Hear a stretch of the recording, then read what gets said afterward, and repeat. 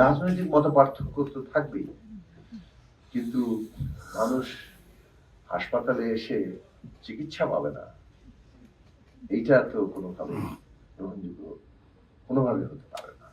Even আমাদের সরকারের বিরুদ্ধে যদি লড়াই হয়, তাহলে তার চিকিৎসা তো হাসপাতালে গিয়ে পেতে হবে। In the heart of the city rises a destination built for greatness. International Convention City, Bosundhara. Life takes a new course. সরকার হাসপাতালে মানুষের চিকিৎসা পাওয়ার অধিকার ধারণ করবে, এইটা যে ব্যবস্থা কায়েম করতে পারে, সেই ব্যবস্থার বিরুদ্ধে লড়াই হয়েছে। সেই ব্যবস্থাটা আমাদের বদলাতেই হবে, এবং এইটা যারা প্রতিষ্ঠা করতে সাহায্য করেছে, আসলে তাদেরকে জবাবদিহির আওতায় আনা দরকার। তারা কিভাবে শপথ ভঙ্গ করার পরেও তারা এই পেশায় বহাল তবিয়তে থাকে, রাজনৈতিক পরিচয়ের কারণে নয়।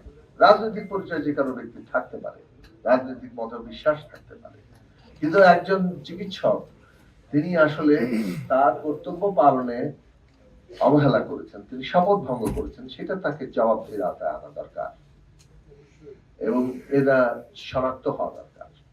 কারণ বাংলাদেশটাকে যদি আমরা গড়ে তুলতে চাই, গড়ে তোলার কাজটা কিন্তু পলিটিক্যাল জায়গা দিয়ে হবে না, যে আচ্ছা ওরা আমাদেরকে মেরেছে আমরা ওদেরকে মারলাম। কিন্তু বাংলাদেশে যদি আমরা আমাদের দায়িত্ব কর্তব্যের জায়গাগুলো প্রতিষ্ঠা করতে চাই, তাহলে এইখানে এই জায়গা শনাক্ত করা দরকার যে কারা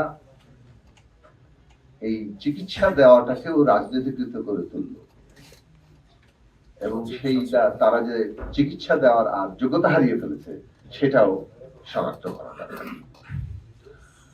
চিকিৎসকদের আসলে অবদানটা আমি ব্যক্তিগতভাবে নিজে 19 তারিখে আহত হয়েছি, আহত হয়ে হাসপাতালে গিয়েছি, সেখান থেকে আমাকে তুলে নিয়ে যাওয়া হয়েছে, তারপরে ব্যাপক মারধর করা হয়েছে, তারপর আবার হাসপাতালে আসতে হয়েছে, এবং সেই হাসপাতালেও 1 ঘন্টার মধ্যে আমাকে বলা হলো যে আপনি যেটুকু অবস্থায় আছেন আপনি যদি লিভ করেন তাহলে একটু ভালো হয়, কারণ তারা চারপাশে এখানেও একটা হামলা হতে পারে সে আশঙ্কা দেখতে পাচ্ছে। এটা 19 তারিখে গেছে, পরিস্থিতি তো প্রতিদিন তারপর খারাপ, কত ভয়াবহ হয়েছে।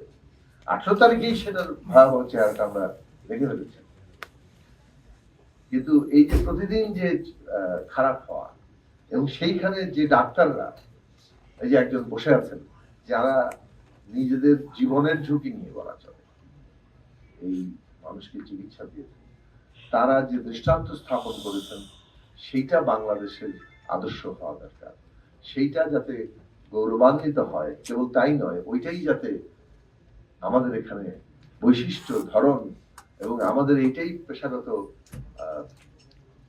কর্তব্য হিসেবে থাকে।